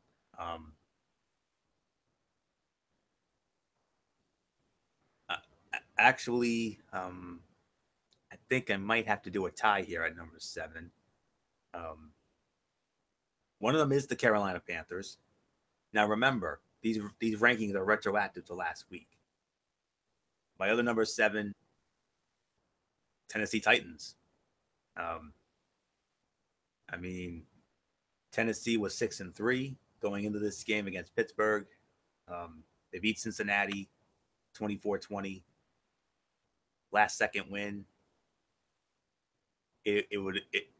That gave them, I believe, 4 straight wins, but that winning streak has now been snapped at the hands of the Pittsburgh Steelers after the Steelers absolutely whooped them tonight. They will not be in the rankings next week. But for this week, they will be, because remember, they go back to last week. Defense only had 1 sack. Mariota was sacked 4 times, but he still had a solid game. 2 rushing touchdowns for DeMarco Murray. And, Murray was the star of the game. He had 3 touchdowns altogether, 2 rushing, 1 receiving. And Brian Orakpo had the sack, and, their body of work was good enough for them to be there. So for this week only, they'll be number 7, but next week, Tennessee, you're out. No doubt about it. After that, you hung with Pittsburgh early, but then you just absolutely gave up in the second half. So Tennessee's out next week, that is. And my other number 7 is the Carolina Panthers. Winners of 3 in a row, 7-3, half a game behind New Orleans in the South. A whoop job on the Miami Dolphins, 45-21 on Monday night. And man alive. Cam Newton, 4 touchdown passes, no picks. The defense had a pick of Jay Cutler. Jonathan Stewart over 100 yards. Cam Newton had 95 yards. On top of that, running game was amazing. Cameron Artis-Payne and Christian McCaffrey rushing touchdowns in the win. Funchess, 2 receiving touchdowns, 92 yards. Dixon and McCaffrey also have receiving scores in the win. And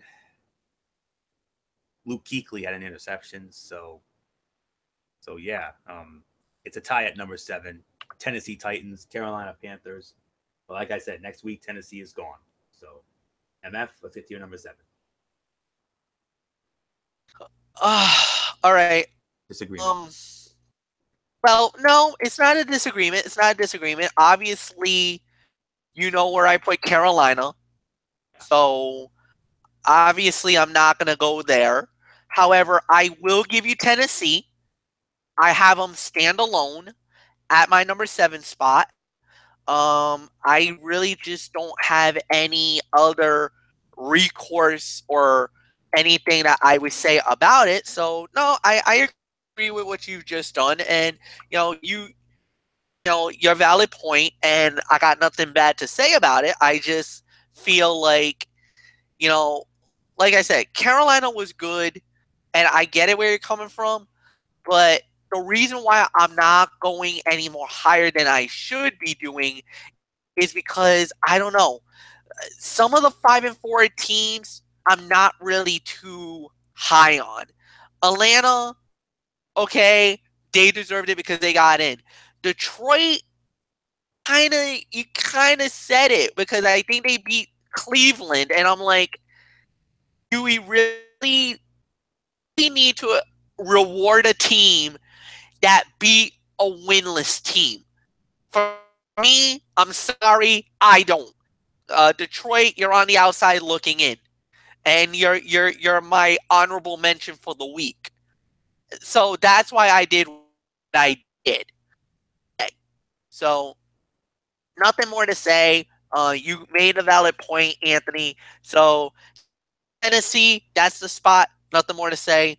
Bullock, it's yours. Yeah, I got Tennessee as my number 7 as well. So yeah, you guys pretty much touched on everything on it. So let's just move on to number 6. And Fletch, it's yours. I'm trying to make sure, Anthony, have I yelled out the Jacksonville Jaguars yet? I don't believe I have. I don't know if you've mentioned them yet. I don't think I did. Jacksonville is my number 6. Top 5, I got it locked. So number 6, Jacksonville Jaguars. Michael Bullock, I'll give it to you.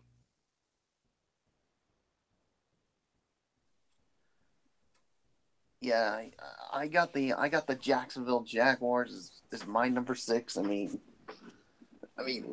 last week they were in a bit of a dogfight against the Los Angeles Chargers, a match that we thought that they would have no problem with because, Los Angeles Chargers have just not been good this season, but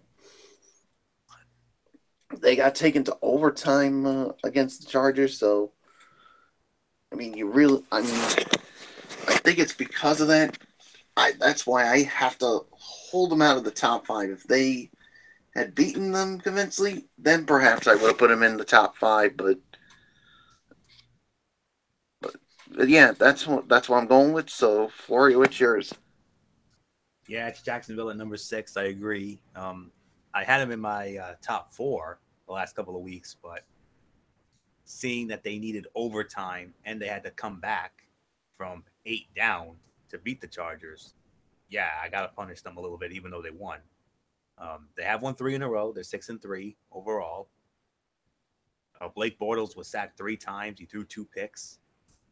Defense only had 1 interception of Rivers. Bortles still was 273 yards in a TD. Corey Grant, a 56-yard rushing touchdown in the win. And let's see, Marquise Lee had a receiving touchdown in the win. And A.J. Bowie had the interception for 51 yards. And yeah, there's no question about it. You guys got this one right. Jacksonville, good news is you won. The bad news is I got to knock you down a couple spots. I had you in my top 4 the last couple weeks, but not this time around. Needing overtime to beat a dud enhancement team like the Chargers, can't accept that. So nothing more to say there. Jacksonville's number 6. Top 5 now. Number 5. I gotta go with the Minnesota Vikings. Minnesota Vikings, they've won 5 in a row, 7-2 overall. They lead the North. They barely got by the Washington Redskins in a very entertaining game, 38-30. Look at what they did. Case Keenum, 4 touchdown passes, over 300 yards. He did throw 2 picks, though. Kirk Cousins, the defense got to Kirk Cousins, 1 sack and 1 interception for the D. Latavius Murray, a rushing touchdown, 68 yards. Adam Thielen, 166 yards and a touchdown in the win. Stephon Diggs, a receiving touchdown as well, 78 yards. And then a couple of small touchdown receptions for Jarius Wright and David Morgan. And Mackenzie Alexander with the interception for 10 yards. And Danielle Hunter had the sack. So they just barely got by Minnesota. The teams I have ahead, 5 teams occupying 4 spots. One of those spots has a tie. So nothing more to say on that. So Minnesota Vikings are number 5. I hope I got it right. If I didn't, I'm sorry. So MF, did I get it right? Disagree. Wrong. I have a tie at number 5. My number 5 is I got the Los Angeles Rams and the Pittsburgh Steelers. You got it right in one sense. Play of Minnesota definitely gives you the right for it. However, when all these teams are bunched up, and I mean, I'm looking at 1, 2, 3, 4, 5 teams at 7-2, and with the streaks and everything else, that's where this one is relying on this time around. Where Minnesota's won 5 in a row, the Rams and the Steelers have won 4 in a row. Now, of course, that's going to change because Pittsburgh did win tonight. But remember, folks, this is retroactive to last week. It does not include any from tonight's game or anything up to this week. So for me, I did agree. I got Minnesota a little higher, not much, just a little. 5 is the Rams and the Steelers. Michael Bullock, I give it to you. Yeah, I gotta side with Fletch on this one. Tied at number 5 is like you said, the LA Rams and the Pittsburgh Steelers. So nothing more to say for you. Fletch, let's move on to your number 4. Number 4, this is where I have the Minnesota Vikings. Minnesota is worthy of the number 4 spot. Anthony said everything right, and he's absolutely right for where he put. He has every right to put them where they were. They were not that impressive. However, victories, and with everything that you've done lately, with the quarterback changes, with some injuries on the defensive side of the ball, and you can still stay consistently good throughout the year, that definitely makes me at least my eyes on you at the moment. However, the top 3 are the most deserving top 3 right now, because the next 3 teams that we're going to be rattling off are Super Bowl contenders. These are teams that you can definitely see at the end of the year playing in Minnesota in your house, playing in your stadium for the Vince Lombardi Trophy when it's all said and done. The next 3 I have are legitimate Super Bowl contenders. Nothing more to say. My number 4 is the Minnesota Vikings. Michael Bullock, I give it to you. Yeah, I agree. My number 4 is the Minnesota Vikings as well. So, yeah, Fletch pretty much touched on everything. So I'm just going to give it to you, Florio. Number 4, right? Yep. All right. Number 4, this is actually where I had the tie. This is where I had the Pittsburgh Steelers and the Los Angeles Rams. Steelers just getting by the Indianapolis Colts. They were having a hard time with Indy. I mean, man alive. A dud team like that, they should have handled them more decisively. But nonetheless, Pittsburgh still got the win, 20-17. And the Rams, well, they beat up on a Houston Texan team that's an absolute mess right now. So can't really reward them. So I knocked them down a spot. I had them in my top 3. Well, I have both of these teams in my top 3, but I knocked them down a peg because the top 3, no doubt about it, are the 3 best teams in the game right now. Steelers 20-17.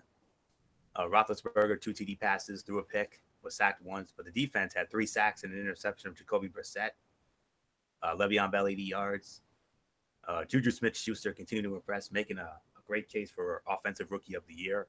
97 yards and a touchdown in the win. Vance McDonald, the other receiving score. And Vince Williams and Stephon Tuitt had the sacks along with Bud Dupree. Ryan Shazier had the interception. So that was pretty much it for the Steelers. They're going to come in as my first number 4. And the other one, of course, that's going to be the Rams.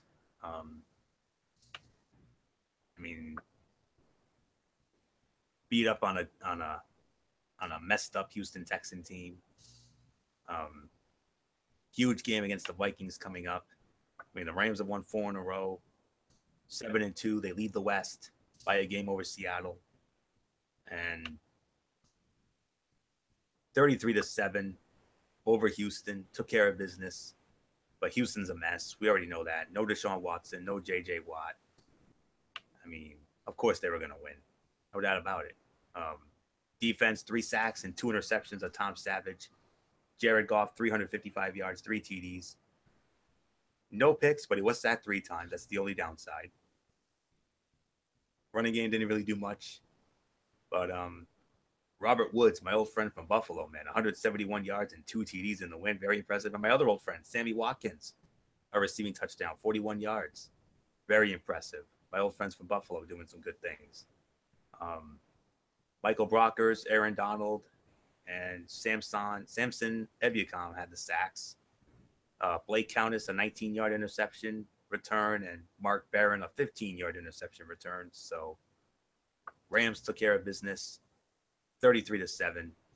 Nothing more to say on that. Let's move on now. We're going to move on to the top 3, and this is an easy top 3. I'll be shocked if we have a disagreement on this. Number 3, your reigning and defending Super Bowl champion New England Patriots. They're number 3. Winners of 5 in a row, 7-2. All is right with the world. They have the AFC East on lockdown once again. Easy win over the Denver Broncos, but then again, the Broncos are a mess. There's no question about it. 41-16. Tom Brady, another vintage Brady performance, 266 yards, 3 TDs, no picks, was sacked once. Defense had an interception of Brock Osweiler. Dion Lewis, 55 yards and a touchdown for the running game. Gronk and Brandon Cooks each had 74 yards receiving. Rex Burkhead had the receiving touchdown, along with Dwayne Allen and James White. And Patrick Chung had a 30-yard interception return, and that was pretty much it. Another team I knocked down a peg. I had him at number 2, but I dropped him down to 3 because the team I have at number 2 was clearly better. Even though New England held Sir against Denver, the team I have at number 2 was far more dominant. So nothing more to say here. Number 3, New England Patriots. I'll be shocked if I didn't get this right. No, you got this right. You got this right. Oh, you got it. You got it. There's no way on earth New England goes any more lower than that. Yeah, you're absolutely right. Number 3 is the New England Patriots. Look, they've been playing great. They've been dominating lately. They're gonna have to throw us something huge going into that final the big battle in Mexico. But it's starting to look like game coming down the pipeline.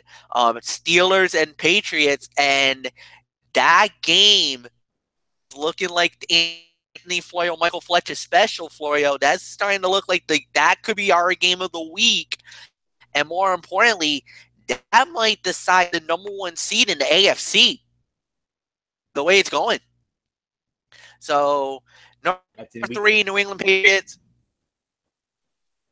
Week 15. Yep, Go ahead, Bo. Yeah, my number 3 is the New England Patriots as well. So, yeah, nothing more to say. So now I go ahead for you.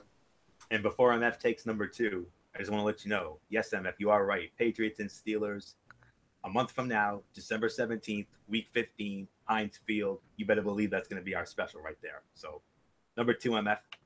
New Orleans Saints.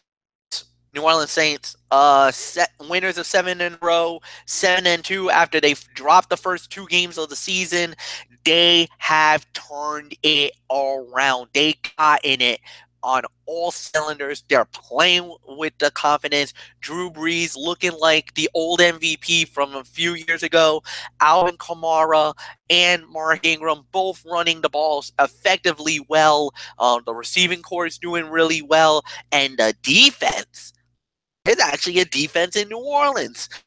But they've been playing really good. They're starting to look like that old team that won Super Bowl 44 a few years ago, Florio, about 8 years ago. They're starting to look like that team again. Sean Payton's done an unbelievable job with this team.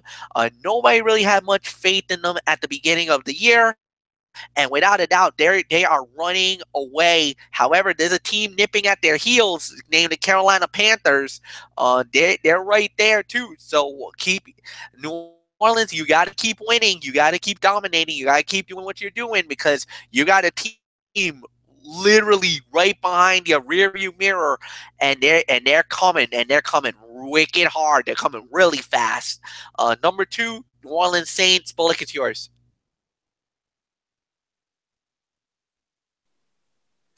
Yeah, number 2 is the New Orleans Saints. So, yeah, nothing more to say. Florio, it is yours. New Orleans Saints, number 2. The running game. That is all. 6 rushing touchdowns for the running game. And Drew Brees had one of them. And Drew Brees didn't even have to do anything. He only went 18 of 25 for 184. That's it. No TDs, no picks, no nothing. It was all about the running game. Mark Ingram and Alvin Kamara alone, 237 combined rushing yards and 4 touchdowns. And then you throw in 48 yards from Trey Edmonds. He also got in on the fun. That's about 285. So they had almost 300 yards of rushing combined. They combined for 298 rushing yards and 6 touchdowns in that win. Ingram and Kamara had 237 of them and 4 scores. Impressive. Yeah, the defense had 2 sacks and a pick of Tyrod Taylor. Fine and dandy. Michael Thomas over 100 yards receiving, 9 catches for $117. And Sheldon Rankins had a 27-yard interception return. And he also had the sack. So Rankins was the defensive player of the game, no doubt about it. But the running game. Do I have to go any further? So New Orleans Saints, number 2. Number 1, by default, because they had the bye. Fly, Eagles, fly. Philadelphia Eagles. They hold down the top spot yet again. They were on a bye last week. They didn't play. But they will be playing on Sunday night. Big game against the Dallas Cowboys, but I don't think they should have any trouble with that. Last time we saw them, they pounded the Denver Broncos 51-23. And by the way, before we wrap up, I forgot to mention this is the final bye week of the season. Final bye week. Carolina Panthers, Indianapolis Colts, San Francisco 49ers, Tampa Bay Buccaneers. And then starting next week with Thanksgiving week, no more byes. That's it. So nothing more to say. By default, Philadelphia Eagles, number 1. And I'm sure we agree with this. I agree. Carolina Panthers, number 1. I'm sorry, Oops. Philadelphia Eagles. Philadelphia Eagles, number 1. Yeah, I got it. I got Buncheroo, baby. Yeah. Go ahead, let it out. Get it out of the system, you knuckleheads.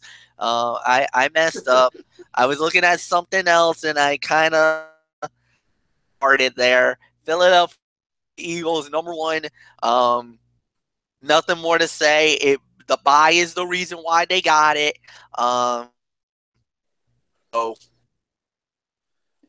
Yeah, Philadelphia Eagles are number 1. So, yeah, let's just put a bow on this edition of Strictly Sports NFL Thursday.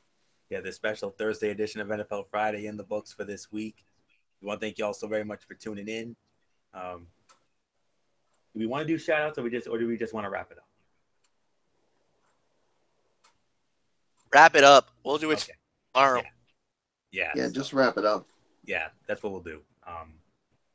Besides, they know who they are anyway, so that's it. So we're gonna put the ball on this special Thursday edition of NFL Friday. Thank you all so very much for tuning in. Of course, tomorrow night, very special edition of the Wrestling Forum, taking the NFL Friday spot.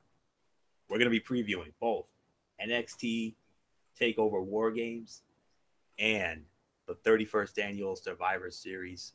Oh boy, are we gonna have some fun with that? You better believe it. And then after that, Sunday night, hop on over to MF's channel, Brace Fan 95, as we will have the recap of Survivor Series. And then Monday night, Ridiculously Raw. Tuesday night, Cerebral Smack Talk.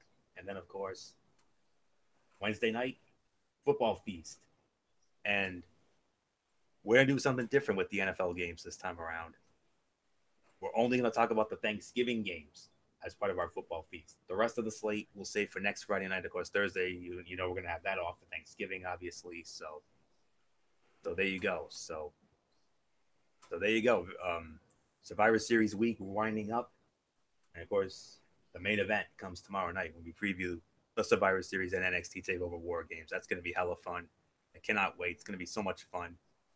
You know, MF and I are going to be in Raw versus SmackDown mode. You better believe it. So we may be, you know, buddy tonight, but I got a feeling that's going to change tomorrow night. You know, with me for Monday Night Raw and MF for SmackDown Live. So I know we're going to have our game faces on tomorrow night. So, and even Sunday for the recap, no doubt about it. So next two broadcasts, competitive juices will be flowing big time. So that's it. So until tomorrow night for our huge TakeOver War Games and Survivor Series edition of the Wrestling Forum, it's Anthony Floyo here. For good old MF Michael Fletcher, for Michael Bullock, and in spirit, D.D. Woodson and Derek Ferreira. You know the routine, everybody. Thumbs up. Talk to you later. Yeah, throw it up 44 style. Bye for now, my friends. God bless. Be good to each other. Have a blessed Friday. And until tomorrow night for our big show, you've been watching strictly the special Thursday edition of NFL Friday right here on the Tone 25 at YouTube.com. And for everybody who's been a part of this one, for now, Anthony Floyo. So long.